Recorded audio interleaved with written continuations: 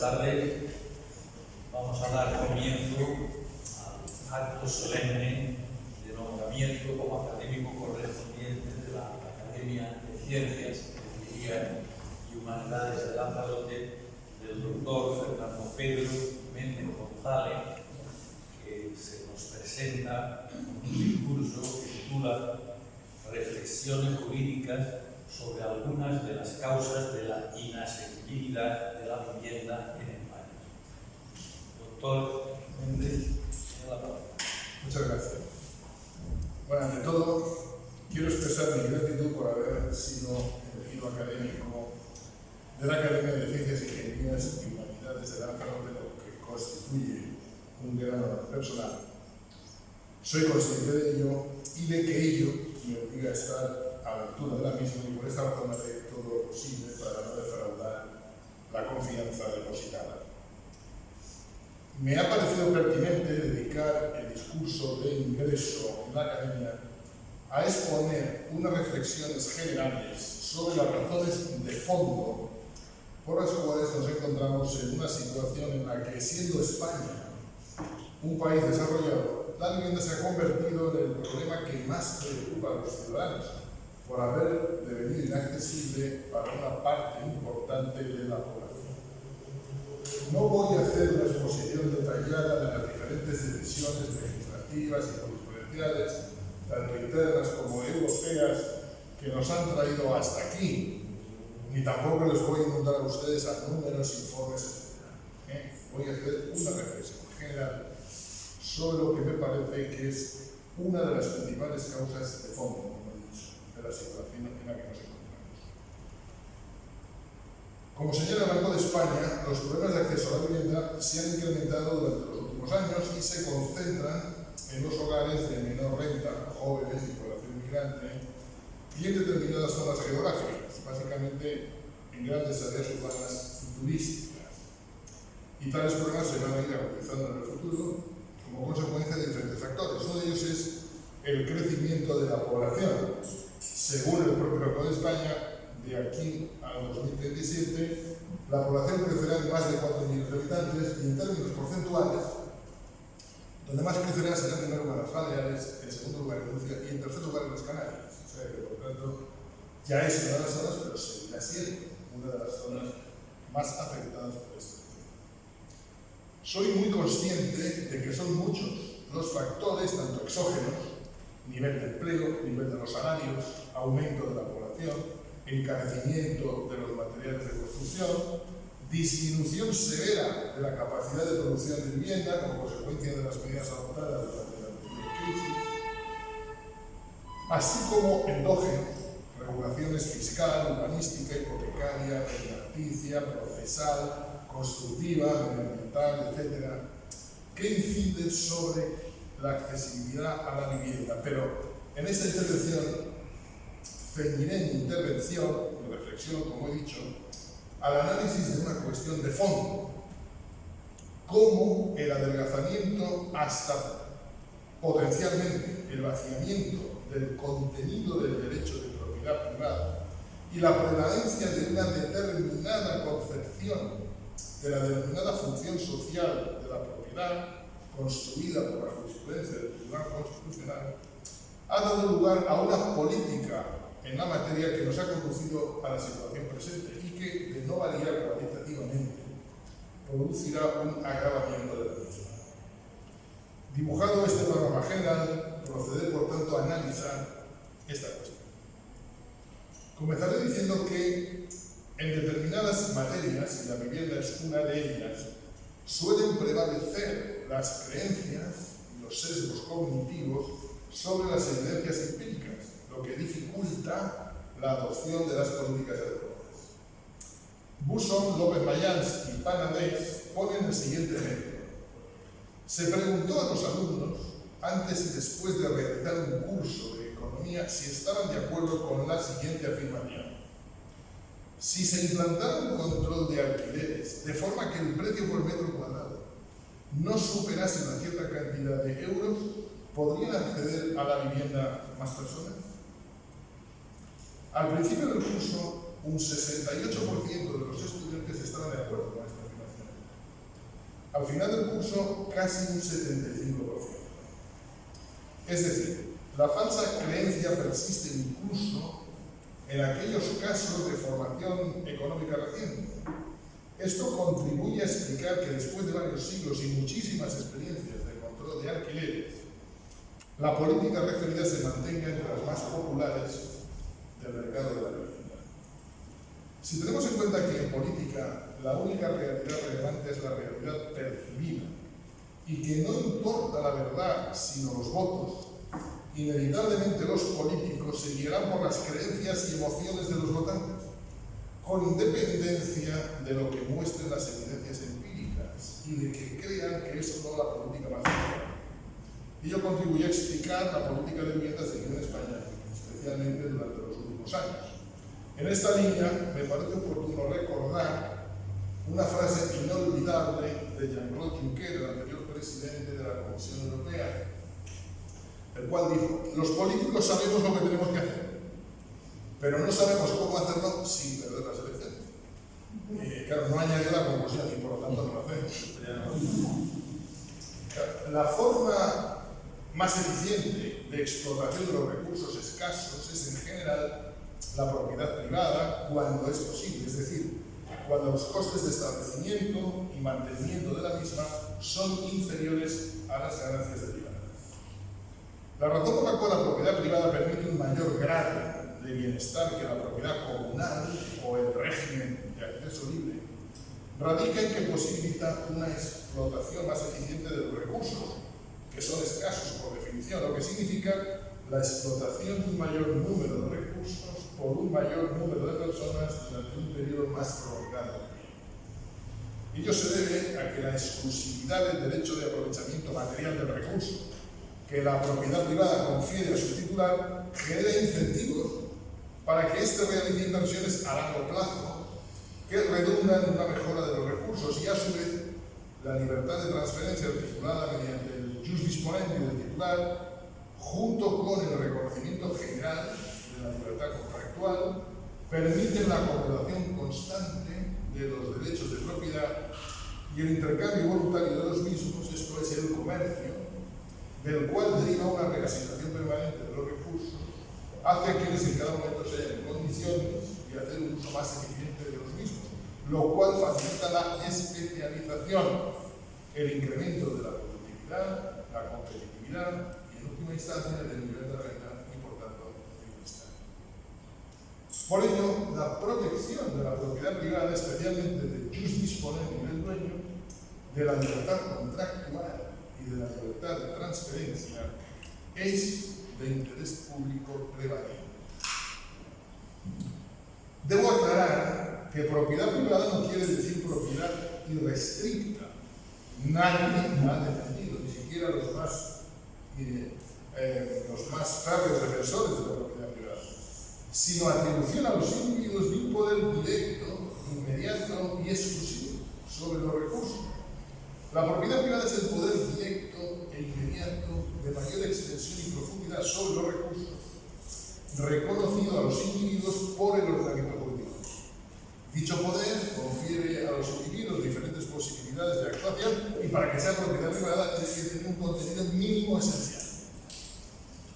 A este respecto es preciso ser conscientes de que, como afirma en general la economía neoinstitucional, cuando los derechos de propiedad no están bien definidos o cuando se hayan atenuado por un grupo o por el Estado, ello conlleva implicaciones negativas para el crecimiento económico. Las restricciones pueden ser desde triviales hasta significativas. Cualquiera que sea la forma específica que adopte, una atenuación de los derechos de propiedad implica una reducción de las opciones económicas para el propietario del activo, la correspondiente reducción del valor del mismo y, en consecuencia, la disminución de las inversiones de dicho activo. En cualquier sociedad, la atenuación generalizada de los derechos de propiedad, hasta su desaparición, por ejemplo, y su sustitución por la propiedad pública, tiene consecuencias muy negativas sobre el nivel de prosperidad y de bienestar de la sociedad. La función social de la propiedad, tal y como ha sido configurada por el Tribunal Constitucional, reduce el derecho de propiedad a un derecho nominal sin contenido esencial alguno, y paradójicamente se transmite la impresión de que el problema habitacional existente es una consecuencia de la existencia de propietarios, de modo que reduciendo las facultades de estos propietarios se contribuye a solventar dicho problema hasta el punto de que defiende la existencia de un derecho subjetivo a la vivienda, cuya satisfacción, al parecer, exige el sacrificio de los derechos de propiedad de los ciudadanos sobre sus propias viviendas, tanto si se trata de viviendas destinadas al uso propio, como si se trata de viviendas destinadas a ser cedidas en alquiler o cualquier otra forma de tenencia. Bien, brevemente, la cuestión es si existe o no existe entre nosotros un derecho constitucional a la vivienda y qué significa eso. ¿Existe? Sí existe. ¿En qué consiste? Simplemente en el derecho a obtener una ayuda para la vivienda, una cantidad de dinero para tener la vivienda. Esto es lo que reconocen los diferentes tratados internacionales, etc. No hay ninguna constitución de nuestro entorno que reconozca un derecho subjetivo a la vivienda entendida como el derecho a dirigirse a los tribunales para que te den la vivienda. No existe. Esto combina claramente. Por ejemplo, el auto del Tribunal de Justicia de la Unión Europea del 16 de julio de 2015 declaró que la Carta Social Europea, comillas, no garantiza el derecho a la vivienda, sino el derecho a una ayuda social y a una ayuda de vivienda basadas en el marco de las políticas sociales, basadas a su vez en el artículo 153 del Tratado de Funcionamiento de la Unión Europea. Y a esto es lo que se remite la reciente sentencia del Tribunal Constitucional de 2024. Dicho esto, la Constitución española reconoce la función social de la propiedad. Dice lo siguiente en el artículo 23. 1. Se reconoce el derecho a la propiedad privada y a la herencia. 2. La función social de estos derechos delimitará su contenido de acuerdo con las leyes. 3. Nadie podrá ser privado de sus bienes y derechos, sino por causa justificada de utilidad pública o interés social mediante la correspondiente indemnización y de conformidad con lo dispuesto por las leyes. Bien. El número primero se refiere al derecho a la propiedad privada, lo que supone que todo individuo tiene amparada constitucionalmente la facultad o posibilidad de acceder a la propiedad de cosas o bienes para tener la condición de propietario, sin que la ley pueda establecer un principio contrario. Nadie puede decir está prohibido que usted sea propietario. El reconocimiento de este derecho implica también el de propiedad privada sobre cosas o bienes una vez adquiridos. Se trata, por lo tanto, de lo que se denomina en la técnica constitucional un derecho de garantía institucional, es decir, la Constitución no define el derecho, se supone que todos sabemos a qué consiste la propiedad y lo que. En un primer momento, el planteamiento legislativo en lo relativo a la función social de la propiedad privada parecía encaminarse a la previsión de limitaciones o de restricciones a las facultades del propietario, pero en un segundo momento, la función social se ha ampliado a la imposición al propietario de deberes, cargas y de obligaciones positivas, habiendo sido aceptadas ambas vertientes por el Tribunal Constitucional, pero especialmente la segunda, la imposición de deberes al propietario. Claro, de acuerdo con esta idea del Tribunal Constitucional, el ejercicio libre de las facultades de uso y disposición no cumple función social alguna, no tendría ningún valor o utilidad para el conjunto de la sociedad, sino solamente para el propietario, una utilidad meramente individual. No serviría a los intereses de la colectividad, sino al interés puramente privado del propietario. Lo que cumple una función social, por lo tanto, lo que es de interés público, es restringir el derecho de propiedad, es decir, imponer a la propiedad deberes y obligaciones. Con ello, el Tribunal Constitucional obvia que es precisamente el reconocimiento y protección del derecho de propiedad lo que constituye el mayor interés público. Que exista una sociedad de propietarios es de mayor interés. Esto es lo que realmente importa. Tanto desde la perspectiva de la protección de la libertad individual, lo cual suele ignorarse, como desde el punto de vista de la creación de la riqueza, de la explotación de los bienes por el mayor número posible y del modo más sostenible que el posibilitado por cualquiera de los sistemas alternativos conocidos en todos aquellos supuestos en los que la propiedad privada es posible conforme dicho al principio. Pues bien, esta arquitectura constitucional del Tribunal Constitucional deriva del caso Massa. Tengo que decirlo cuando lo puedo aquí lo puedo decir, que como he sabido, porque he sabido, ya se ha dicho, la tarde anterior a la sentencia donde había empate y decidía el voto de calidad del presidente Manuel García Pelayo, el entonces presidente del gobierno llamó al presidente del Tribunal Constitucional, el cual volvió al día siguiente, contrariamente a lo que había anunciado, votó a favor de la sociedad. A continuación dimitió y se fue a Venezuela, donde residía. Y nos dejó este legado, que es la doctrina sobre la función social de la propiedad, que ha dado lugar a todo lo que está poniendo. Para justificar la adecuación de la expropiación a la Constitución, el Tribunal Constitucional defendió la idea de que los deberes, prohibiciones y obligaciones impuestas al propietario en virtud de la función social del derecho de propiedad no constituye una limitación de la propiedad, que es lo que dice la Constitución, sino que forman parte del contenido mismo del derecho de propiedad. Bueno, esta afirmación, dicho con todo respeto y como sostienen diferentes autores, resulta disparatado.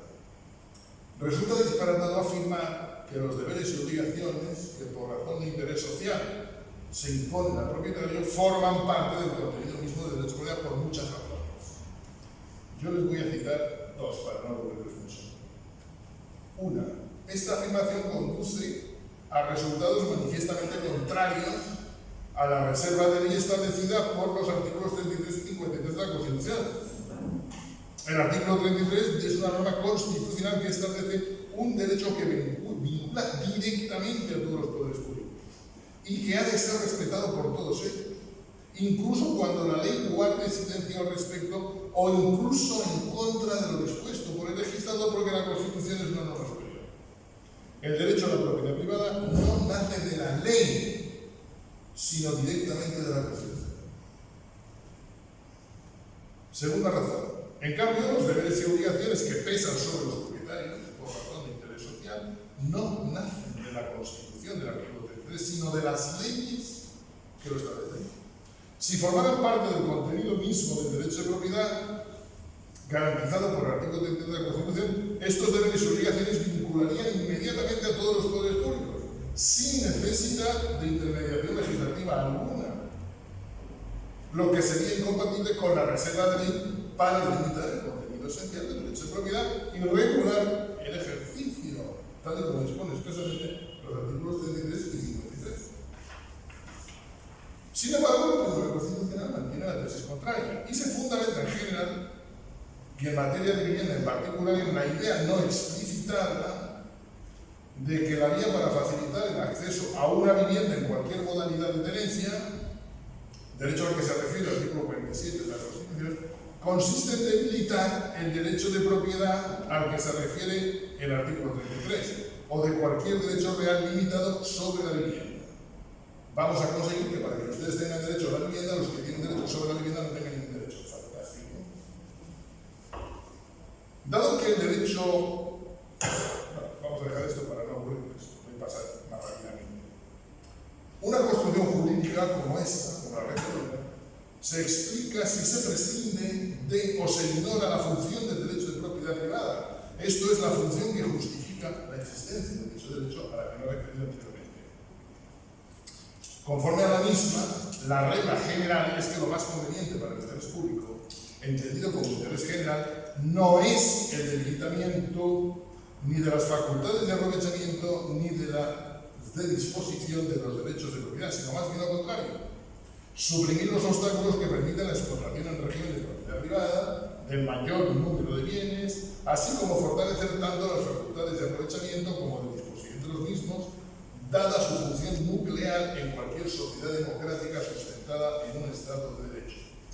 Y ello, al menos en principio, con independencia de que se trate de un bien de consumo, destinado a la propia vivienda, o de producción, destinado al alquiler, etc. Excepcionalmente cabe que el interés general exija una atenuación o debilitamiento del derecho de propiedad en determinadas determinadas situaciones o en relación a determinado tipo de bienes. Ahora bien, al tratarse de excepciones a la regla general, las mismas deberían justificarse plenamente para que no haya duda de su necesidad y de que respetan la propiedad privada como institución y por lo tanto no vulneran el derecho de propiedad reconocido por el libro de leyes. Para ello, la técnica constitucional española, para ser admisibles tales limitaciones y excepciones, existe una técnica que es el denominado test de proporcionalidad, que lo define el propio Tribunal Constitucional y que está compuesto por 3 pasos sucesivos, que son los siguientes.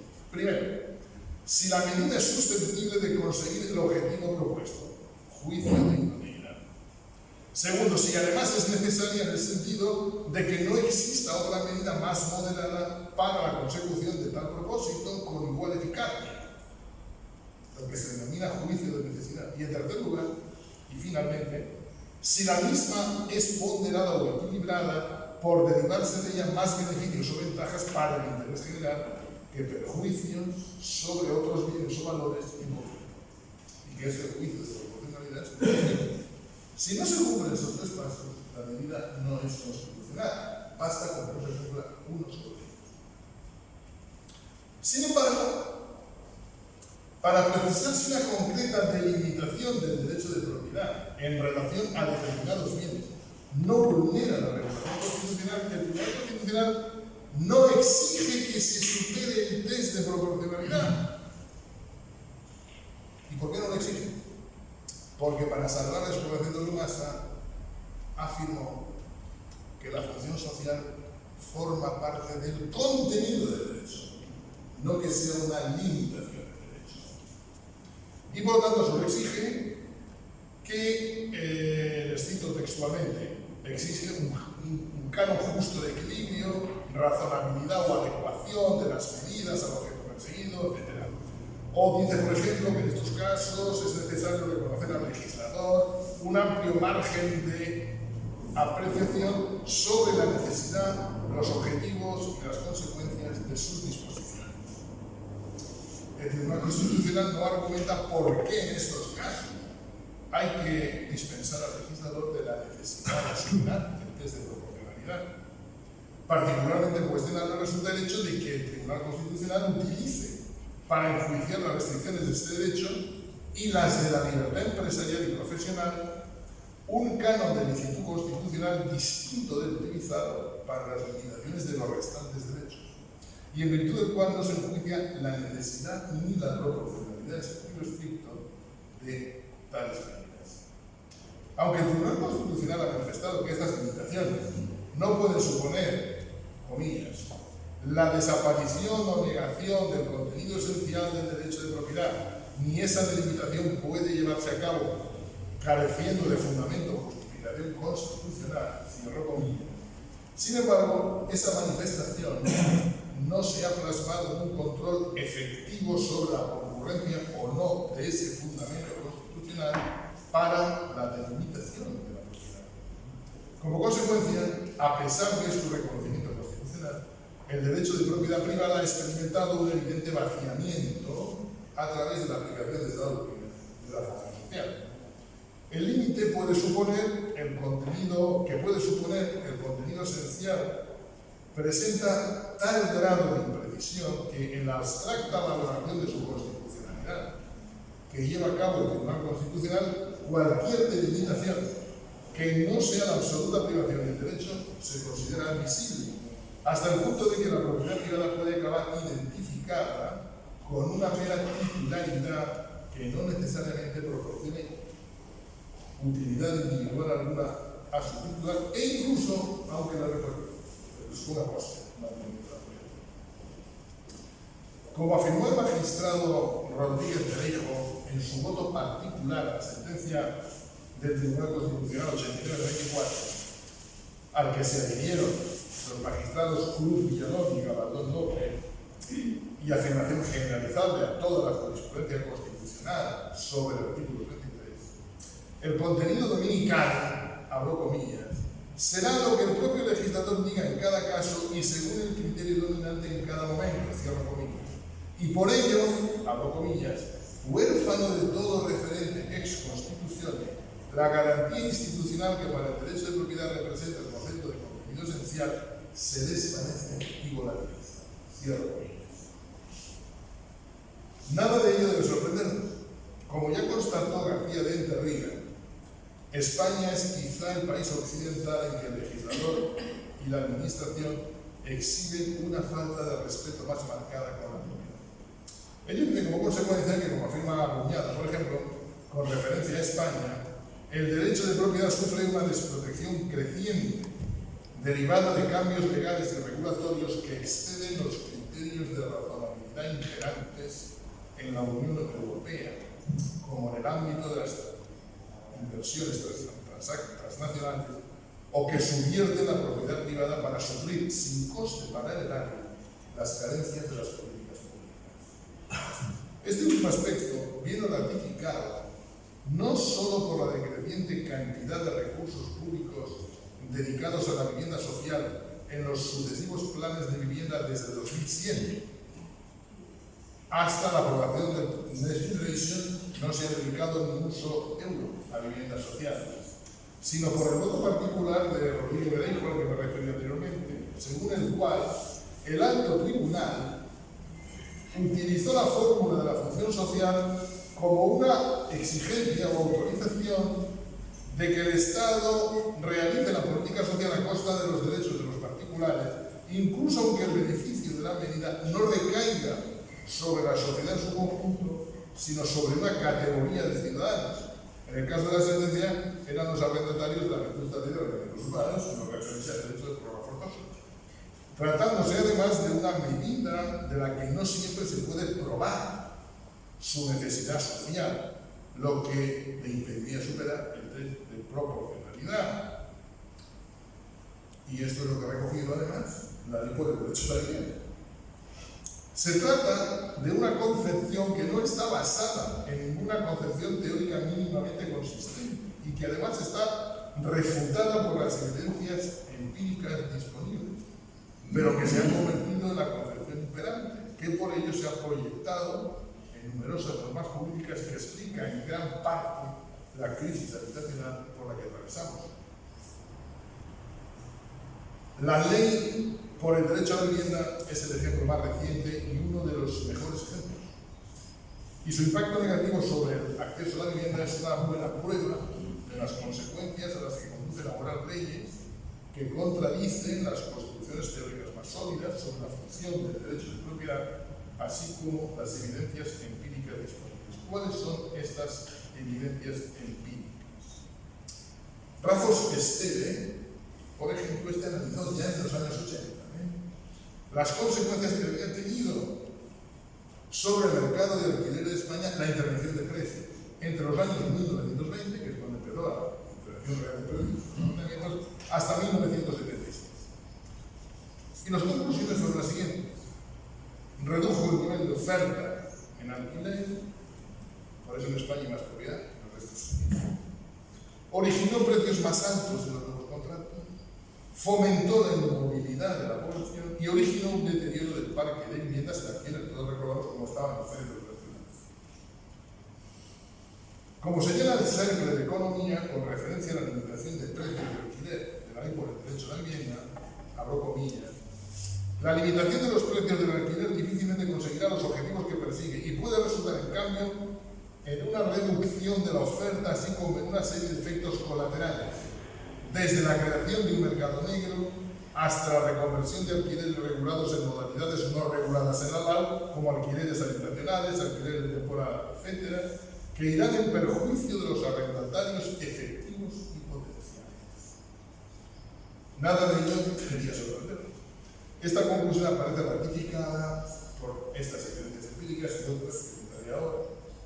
Pero ya en 1972, el Institute of Economic Affairs recogió en el número 7 de Readings 5 artículos escritos por las mejores plumas de diferentes tendencias: Hayek, Friedman, Stigler, Bertrand Duvenel, Page y Reiter, entre otros.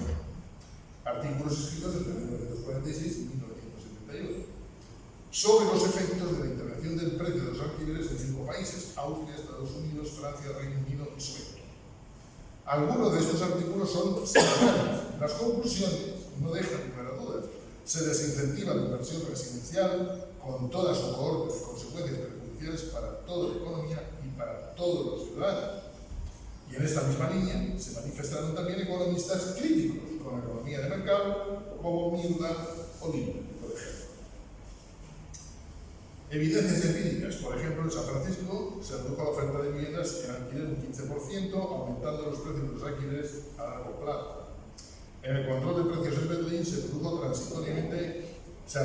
transitoriamente los precios iniciales en el segmento más alto, pero se encarecieron los más baratos, el segmento más bajo. En St. Paul, Minnesota, se fijó un aumento máximo del 3% nominal anual en la renta, sin excepciones para los nuevos contratos a partir del año 2021. Como consecuencia, no solo se deterioró el valor de las viviendas, un 6 y un 7% para las viviendas en propiedad y el 12% para las alquiladas, sino que fueron los inquilinos con mayores ingresos los que salieron ganando, mientras que, por el contrario, la pérdida fue cercana a cero para los propietarios de altos ingresos. Lo mismo dice la OCDE y advierte exactamente lo mismo, no se lo repite. Por lo que se refiere a la Ley 11/2020 del Parlamento de Cataluña de Protección de Precios, que fue la pionera, García Montalvo, Monreal y Raya, dos expertos de reconocido prestigio, profesores ambos de la Pompeu Fabra, escribieron lo siguiente: la ley que limitó los alquileres en Cataluña solo redujo el precio del alquiler en las viviendas más caras y, de hecho, produjo una subida de las más baratas, como había sucedido en las ciudades anteriores. Benefició principalmente a los hogares con mayor poder adquisitivo y pudo haber perjudicado a los de menor capacidad. Además, redujo mucho la cantidad de contratos firmados, especialmente entre los pisos más caros. A la luz de la evidencia recogida en otras ciudades, esta menor oferta podría incrementar los precios a la larga. Además, podrían trasladar viviendas de alquiler a venta, que solo se pueden permitir los hogares de altos ingresos, o a zonas limítrofes, donde sí sube el precio. Efectivamente, en este momento la metropolitana de Barcelona es la más cara de toda España. O reducir la construcción futura y bajar la calidad de parques de alquiler, que el año pasado ha sido el año que menos diferencias de construcción de versión surgido. Esta evidencia parece indicar, continúa, que el problema del alto precio de los alquileres en grandes ciudades es seguramente más un problema de falta de oferta, dado el incremento de demanda, que de poder de mercado. En este año 2025, entre abril y hasta ahora, los contratos de alquiler cayeron un 19,7% en Cataluña y un 21% en el área metropolitana, según la Generalitat y el Incasòl. Al mismo tiempo, se ha incrementado la oferta de alquileres de temporada un 30%, pese a lo cual Barcelona es la ciudad más cara de España, tanto en arrendamientos de viviendas sometidos a la ley de arrendamientos urbanos como de arrendamientos de temporada y de habitaciones. Hay un último dato que para mí es muy significativo. Barcelona es la ciudad de España donde hay más diferencia entre el precio de un metro cuadrado en compra y el precio de un metro cuadrado en alquiler. El precio de un metro cuadrado en alquiler es 4 euros más caro que en compra. Y esa es la mayor diferencia de todo esto. Lo que pone de manifiesto claramente cuál es el efecto de la intervención de los precios de alquiler en el mercado catalán.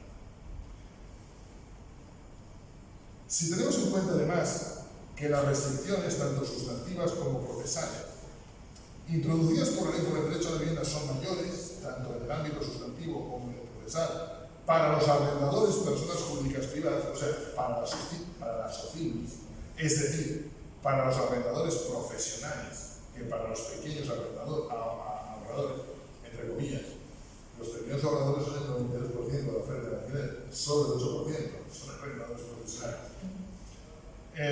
Claro, si se dificulta la profesionalización, ello afecta al crecimiento, la competitividad del mercado arrendaticio de vivienda, lo que se ve agravado por la casi nula inversión en política social, en viviendas. Claro, fíjense ustedes, para no aburrirles con números, que mientras en España en las viviendas sociales son el 0,9%, en el Países Bajos el 11,5% o el 10,3% en Austria. aunque mientras la inversión en el resto de Europa es del 0.3, aquí es del 0.2, o sea, un 50% más. En España, claramente han primado la regulación y las declaraciones fiscales como vías para promover el acceso a la vivienda en lugar de hacerlo por medio del gasto público, un instrumento mucho más transparente, pero que requiere financiación. Por primera vez en su historia, a partir de la crisis de 2007, como he dicho antes, el gasto público desapareció del gasto en vivienda y por tanto dejó de desempeñar la función anticíclica que era propia y que evitaba las caídas en la oferta de vivienda asequible. A eso hay que añadir que una vez generada esta situación es difícil de revertir por diferentes razones. Si el control de precios de los alquileres produce efectos claramente negativos, como hemos visto, lo que obviamente pone de manifiesto que no hubiera superado el test de proporcionalidad ni de lejos, por lo tanto sería anticonstitucional, si es igual constitucional, también aplicar ese test al derecho de propiedad como debería ser, nos encontramos con que, oiga, y si luego todo esto, ¿por qué son tan populares estas políticas de control de precios? ¿Por qué? Una parte de la respuesta se puede encontrar en el hecho de que en relación a los inquilinos vigentes, tales políticas, unidas a la prórroga forzosa, implican una transferencia de rentas de los propietarios a los inquilinos ante una situación de escasez derivada de una oferta, en vez de articular políticas públicas que aumenten la oferta, las cuales son complejas y de efecto no inmediato, resulta atractivo recurrir a congelar los precios, lo cual transmite el mensaje de limitar ingresos a los ricos, se supone que son los que han ahorrado, e invertido en adquirir una o más viviendas para alquilarlas, y en todo caso las empresas dedicadas al alquiler de viviendas, para favorecer a los pobres, entendiendo por tales los inquilinos en todo caso y especialmente los más vulnerables. Hace poco en Barcelona, como ustedes saben, el Ayuntamiento compró un edificio porque los inquilinos protestaron. Como un 30% de los inquilinos eran dueños de vivienda que vivían fuera de Barcelona, en la Costa Brava, en fin, pero se les compró para que pudieran seguir en un alquiler sin incrementar. Otra parte de la razón se debe a la existencia de un sesgo cognitivo persistente favorable a la política de control de alquileres por medio de un tope máximo. Probablemente porque es una idea simple que lleva a la autoconvicción de que contiene el precio de los alquileres. En realidad es un autoengaño, porque la realidad es contraintuitiva. Lo que contiene los precios no es la política de control de precios, sino las políticas dirigidas a aumentar la oferta. Por estas razones resulta tentador para los políticos arbitrar este tipo de medidas tan fáciles como perjudiciales a medio y largo plazo. Una vez adoptada esta política es difícilmente reversible, porque la reducción del mercado de alquiler al disminuir la oferta genera mayor escasez y ello eleva los precios, lo que hace aún más valiosa para los inquilinos la posibilidad de prorrogar los contratos en unas condiciones artificialmente favorables. Es lógico por ello que estos se convierten en grupos de presión cada vez más poderosos. Y ellos se pueden ser régimen político. En Cataluña se ha constituido el sindicato de Yucatex de Cataluña, está claro. No obstante, la reversión es posible. En Europa, en los años 60, poco a poco se fueron realizando unas decisiones, pero es muy problemático. Como última reflexión, no deja de resultar sorprendente que en un país en el que el régimen de tenencia muy mayoritaria de vivienda es el de propiedad, el 76% aproximadamente, adquirida con un gran esfuerzo ahorrador durante muchos años y mediante recurso a préstamos hipotecarios, en la gran mayoría de los casos, se haya desarrollado esta concepción de la función social de la propiedad que perjudica precisamente a estos aquí. En efecto, sorprende que se considere que la severa limitación de las facultades de goce y disposición que dicha concepción implica, no solo para los dueños de su propia vivienda, sino especialmente para los inversores de vivienda para destinarla al arrendamiento, y en tanta mayor medida cuanto más invierten, es el instrumento adecuado para que quienes no han podido o querido asumir sacrificios equivalentes a los primeros puedan acceder a una vivienda en cualquier régimen de tenencia. Una política de vivienda, para ser eficiente, debe moverse dentro de los parámetros conceptuales que justifican y que explican la función del derecho de propiedad privada. Como he expuesto, la función de la propiedad privada es una función creadora de capital, pues eso es lo que se persigue al fomentar las inversiones a largo plazo y la reasignación constante de recursos hacia quienes en cada momento sean capaces de hacer un mejor uso de ellos. La función del derecho de propiedad privada, o más exactamente de la propiedad privada como institución, no es exclusivamente individual, sino principalmente social, lo que exige su expansión y fortalecimiento hasta donde sea posible, en lugar de su debilitamiento, que por las razones que he expuesto no actúa a favor, sino en contra del interés general. La función social de la propiedad exige, por tanto, generar y facilitar las condiciones para que la propiedad privada pueda cumplir la función que justifica su existencia. Una política de vivienda adecuada debe ajustar incentivos para que los individuos, al perseguir su propio interés, generen la mayor rentabilidad social posible. En otros términos, debe ajustar incentivos para que el mercado genere la vivienda que una sociedad necesita. Solo donde no llegue el mercado, debe intervenir el Estado mediante la política social financiada con recursos fiscales. Si por el contrario el Estado, en lugar de ajustar incentivos, pretende sustituir a los agentes del mercado, entonces impedirá que el mercado cumpla su función. El Estado puede sustituir a los agentes del mercado de un modo directo o indirecto, restringiendo la libertad contractual y limitando el contenido del derecho de propiedad. Las consecuencias serán, por un lado, que el Estado no cumplirá con su obligación de llevar a cabo una política social que cubra las necesidades de los sectores de población con menores recursos. Ya hemos visto que la inversión de las universidades es cero.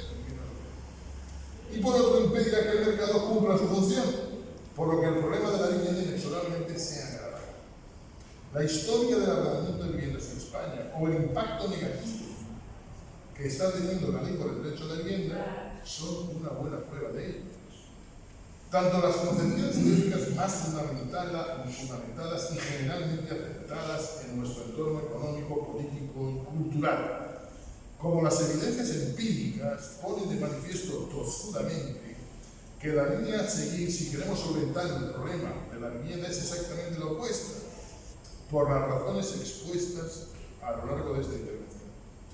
Hay que añadir que en un Estado social y democrático de derecho, los ciudadanos ya colaboran mediante el pago de impuestos para que los poderes públicos creen las condiciones necesarias para que los ciudadanos puedan acceder a una vivienda digna y adecuada.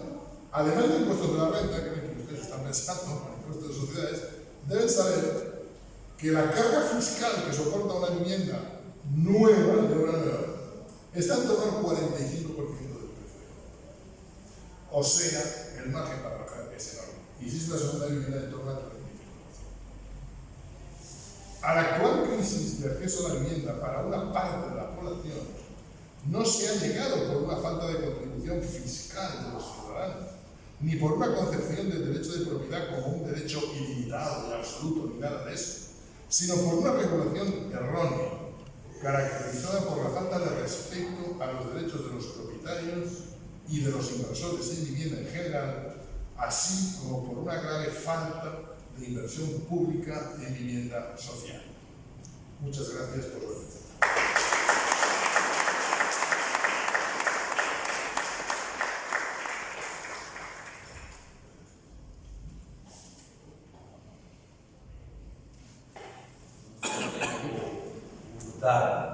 Un comentario incluso que desconocía previamente y que creía que iba a centrarse todo él en lo que ha sido la segunda parte, la más extensa, a fin de cuentas, sobre el problema jurídico y social de la vivienda, del acceso a la vivienda. Pero la primera parte, por la que no contaba por el título que teníamos, pues es verdaderamente sugerente. Allá por el año 61, cuando estudiaba Ciencias Sociales de la Pontificia de Salamanca, el curso de Doctrina Social de la Iglesia 1 se llamaba El Trabajo, un cuatrimestre de horas diarias sobre el trabajo.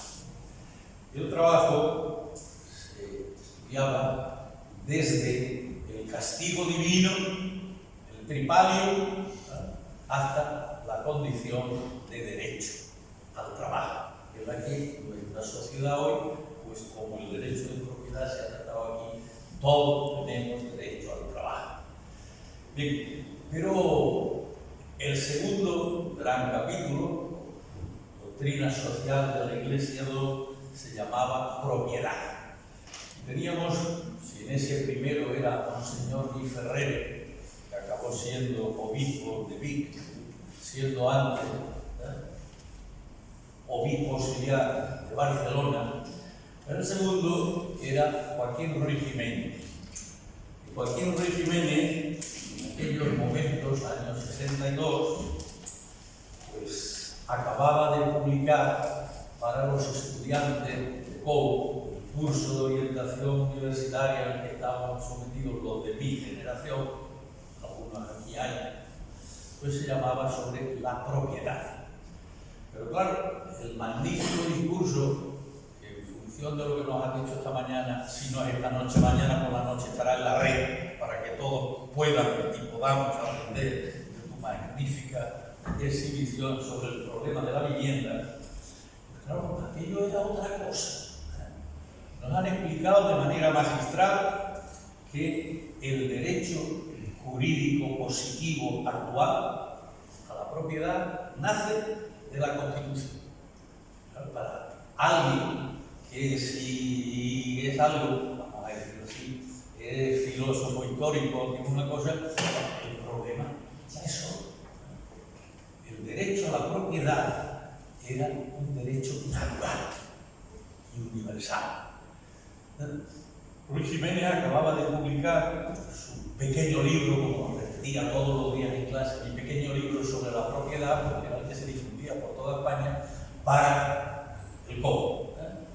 Y entonces, pues claro, la tensión, ¿cómo se llama eso? La tensión entre ley jurídica positiva actual y la expresión función social que tan magistralmente nos han explicado en esta extraordinaria conferencia de ingresos en nuestra academia, tenía el derecho natural de propiedad en contraste, en permanente tensión con no la función social propiamente de nuestro derecho actual, sino con la noción de bien común, que para los jovencitos a todos nos parecía que ninguno podía pensar entonces que iba a ser propietario de una casa o de lo que fuera.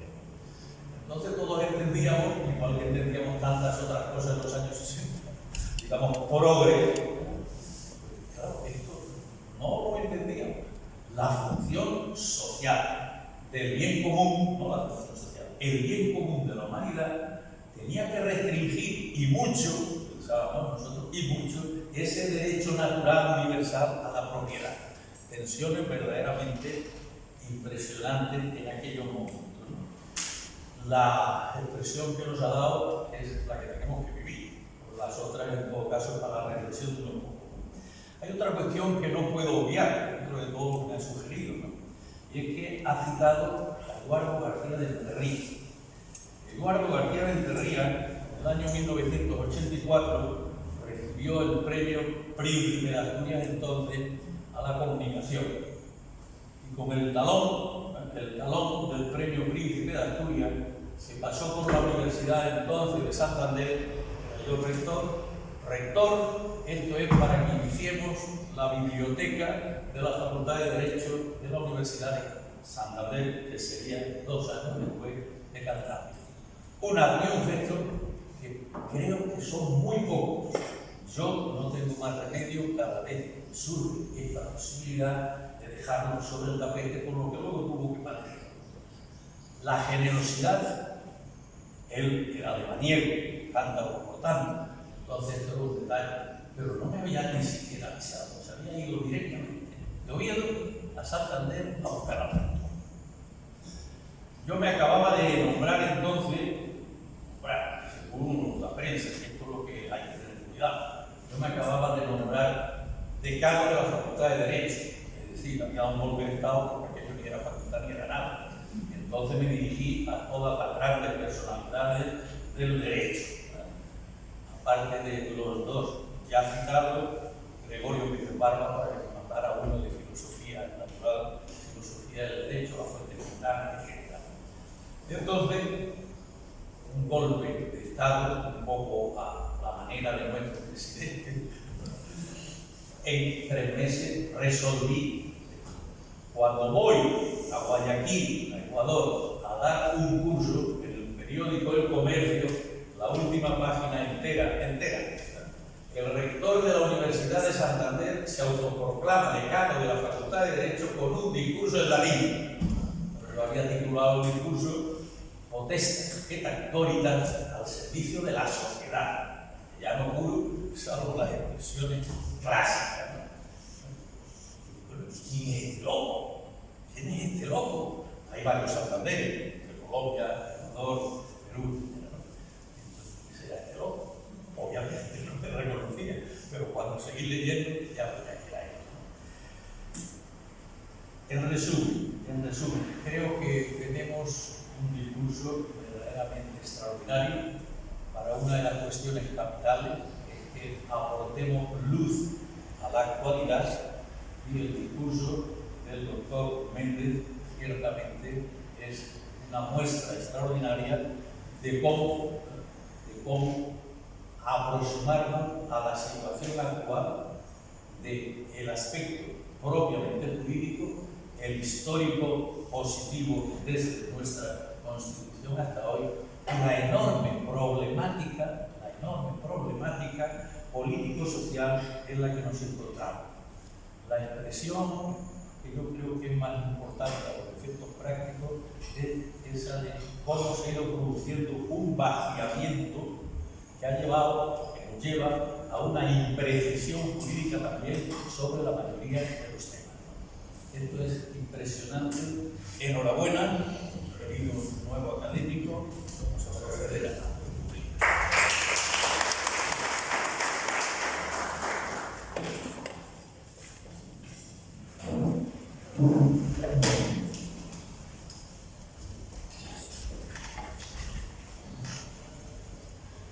Doctor Fernando Méndez, ingredere afferente, entra, aporta tu sabiduría, dargire éxito, y al salir, difúndela.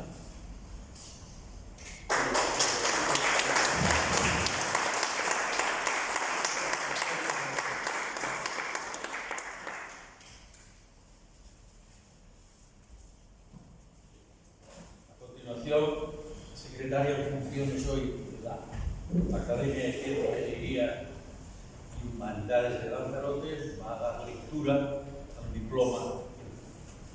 Academia de Ciencias, Ingeniería y Humanidades de Lanzarote, en reconocimiento de los relevantes méritos jurídicos culturales que concurren en el doctor don Fernando Pedro Méndez Cruzado. Lo integra entre sus miembros con la condición de académico correspondiente en Valencia, Las Palmas de Gran Canaria, 30 de octubre de 2025.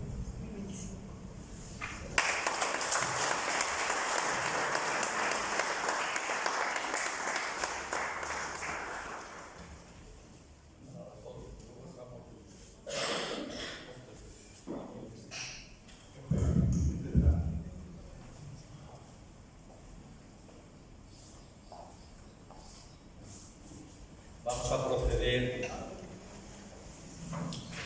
a la firma, toma de posesión.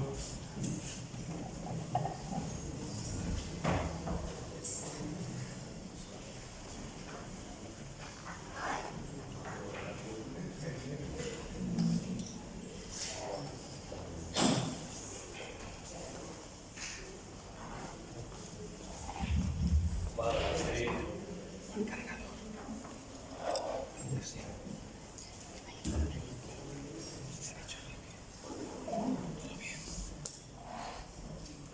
doy el visto bueno, toma de posesión.